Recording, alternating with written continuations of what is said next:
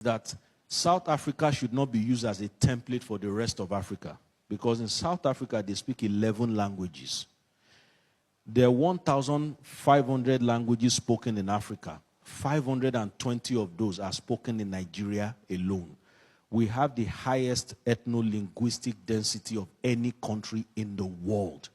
There is no country in the world that speaks as many languages as Nigeria. In Nasarawa State alone, they speak over 24 languages.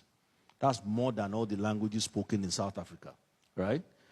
So actually, Nigeria is, from a statistical point of view, the country that should be a template for the rest of Africa. From a marketing point of view, from a business point of view. And I say when I get the opportunity to talk to international clients, I tell them, if you can crack Nigeria, you will crack Africa. If you crack the rest of Africa and you don't crack Nigeria, you have not cracked Africa. Nigeria is actually Africa. Quite literally, in a very literal, it's just that Nigerians have national low self-esteem. That's just the problem. We think everything is lesser than us. We think that someone that speaks with an accent like mine is not very educated. Abi? So all of you, everybody's trying to have foreign accents, whatever. But the Chinese are buying the world with Chinese accents. Isn't that so? They even refuse to speak English to insult the West that we have more money than you. We have to say something else. You understand? Abi? Look at the Middle East. They speak Arabic. They speak their own language. In China, in Middle East, they've almost eradicated illiteracy. You know why? It's very simple. The key to removing illiteracy in Nigeria is very simple. It's what the Chinese did. They translated all the textbook to Chinese. Right? I don't have to learn physics in English. The reason we are struggling with literacy in Nigeria and in most African countries is that we say you have to learn English first before you learn everything else. Abi? You are here now, you are startup founders, you've gone to startup school, you are doing profit and loss, and and you have very complex names for these things like growth marketing. As if there's a marketing that is not meant to grow anything. So when I see growth marketing, I'm like, okay, is there a marketer that is not a growth marketer in the business so we can meet him? So you complicate things for yourself.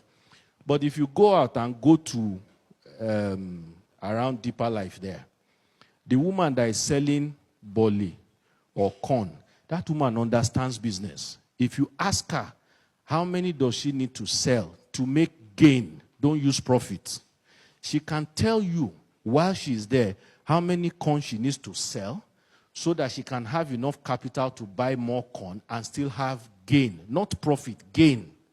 What she's articulating for you is her business model and her P&L. But she has been told that she's not as intelligent as you. But actually, she knows more about business than you. You should sit with her. She has been making gain, not profit. She has been making gain for 20 years and has trained 2 children from gain. You are using faith to raise your house rent while you are a startup founder. She knows more than you. She knows a lot more than you. Oh, okay, sorry. It's not you, I'm talking to you. It just happened. Have you seen all those mamas in Balogun Market? Have you seen all those mamas in Balogun Market? When it is summer or Christmas, go back to their shop. You see their daughters selling cloth with British accent. It is from there that they sent the girl to University of Reading. Abi? And you will look at that woman. You should call that woman to come and talk to you about how to run a business. They know. The issue is that you have been told you have to speak English first.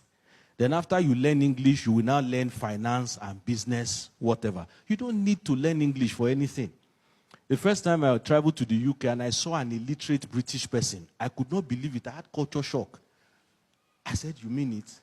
So there are white people that don't have sense. My goodness. I felt very proud. My shoulders just stood up. You good no. They don't appreciate you in Lagos. Come here. I was shocked. There are actually English-speaking people who are illiterate. There are people who have never read as many books as you have read in this world. In fact, there are plenty. I don't know if you get what I'm saying. Okay. So we have that. So